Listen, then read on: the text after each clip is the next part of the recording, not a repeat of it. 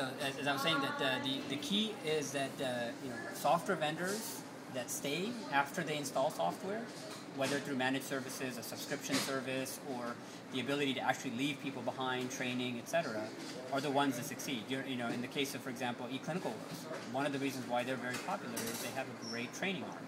Their software is still hard to use. It's a little bit expensive, but all in all, everything else is roughly the same.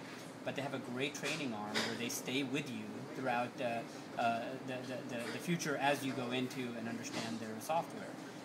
And each of the firms that I've worked with in the past that really leave that training arm, that have basically a direct number for everybody to call to say, okay, when you have a problem, I'm going to be there. Unlike a billing service, which really it does this for a physician's office, a billing service can be kind of like on the side and not really be seen and still be successful. A electronic health record firm, somebody doing automation of clinicals, etc., is right in the face of the physician all the time. Unlike and something that's difficult for the physician to use, something that's difficult for a patient to interact with the physician on, will immediately get the ire of the physician. Whereas some other software, if Microsoft Office fails, or it doesn't matter. Even if a billing service software is failing that day, it's going to be the lady in the back office that's going to be pissed. The doctor's not going to hear about it. And if the lady goes to the doctor and says, "Hey, this software is not working," he's just going to say, "Yeah, you'll deal with it. You'll be okay. Just keep working on it." But in the case of the software that he's using, if it's not perfect, if it's not fast, if it doesn't have the user experience that he desires and believes he deserves, then he's got a big problem, right? So that's that invasive mentality to say that we're not going to leave you after you buy us. In fact, we're going to see more of us after you buy the software than you do before. Whereas in most cases, people who buy systems, you see the sales guy all the time, you see people coming in and talking to you all the time, but as soon as you buy the software, you don't see those guys again. They're out working on the next deal. Yeah, that's right. So it's very, very important, right, to get that, to understand both that makeover and be in their face all the time and say, we are here. There's no reason for you not to call us. Well, it's so funny you say that, because I in my sales pitches on these first 5 contracts, I've said, I will be your partner. Mm-hmm. Don't look at me as a vendor. I'm your partner. Right. And they've never heard that before. That's right. That's like total, what does that mean exactly? Yeah. I said, look, we're going to be doing a 5-year contract with you. We're sharing the revenue. As you succeed, I succeed. Right. And as you fail, I fail. Exactly. And that's great. I think that model, it's gonna just like they were surprised. It's gonna take a little time to get accustomed to that.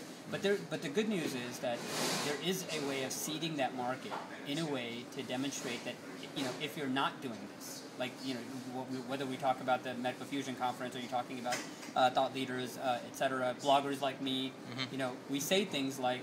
I wrote a chapter of a book in which I talk about in which I teach physicians how to do a demo. How do you ask a vendor to do a demo?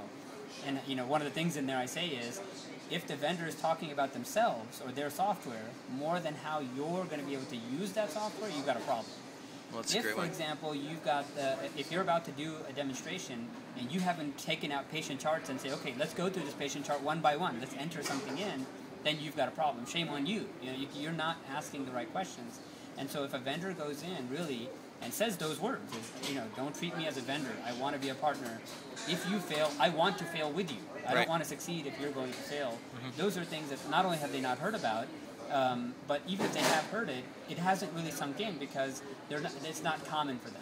Now, what's interesting is that they are most, 2 to 3 to 5 physician practices, especially the ones that are based on partnerships, are fully accustomed to partnerships. They know what a partnership is, but they've never partnered with non-physicians, right? They might partner with a PA, right, a physician's assistant or something like that, but that's about it. Yeah. But to actually go in and say, you know what?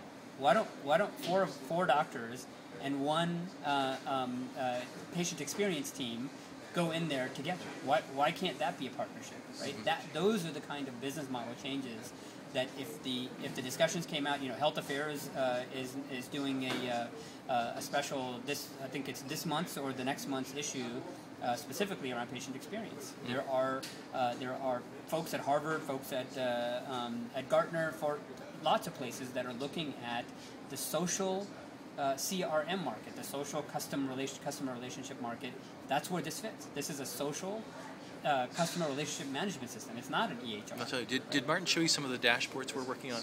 He did, yeah. I saw some pictures. I didn't see any working ones. But that's right. That's exactly right. And now Gartner is questioning, the social CRM movement in general, because companies talk about it a lot, but they don't really embrace it as much as they really need to.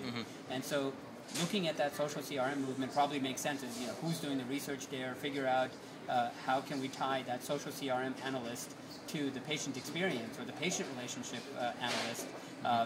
The other thing to really look at is when you go in and you improve the experience of the physician and their patients, the question is if you can get that same success team to talk to the CIO and work with the local hospital CIOs and figure out how can we tie in the success of this physician to the success of that hospital. Now with that one physician you're going to make successful, it becomes a prototype, it becomes a template, and the CIO, the chief medical officer, the CEO of the local hospital says, hey, I'm going to help market you to all these people, because if the patient's experience is better with this doctor, and this doctor happens to be my hospital doctor, guess what that means for me? I get more money. Right, right? I get more patients. Sure. So that patient That's very insightful. Yeah. So patient recruitment goes up if you can work on the ability for that physician to become that prototype, that template for that hospital. That could be a pilot we could work on together. Absolutely. Yeah. Hoag Hospital, where I'm going to be near where I'll be located in California.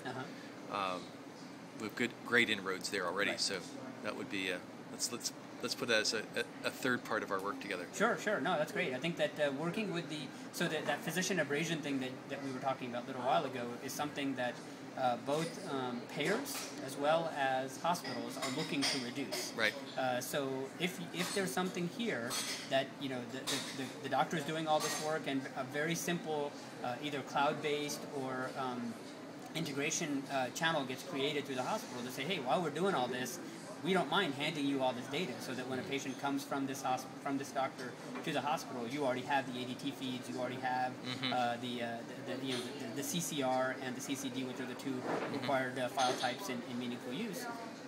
CIOs are trying to do this on their own now. If they find a company that not only talks about it but is willing to do that for the hospital at the physician, and there's the cost isn't that much higher.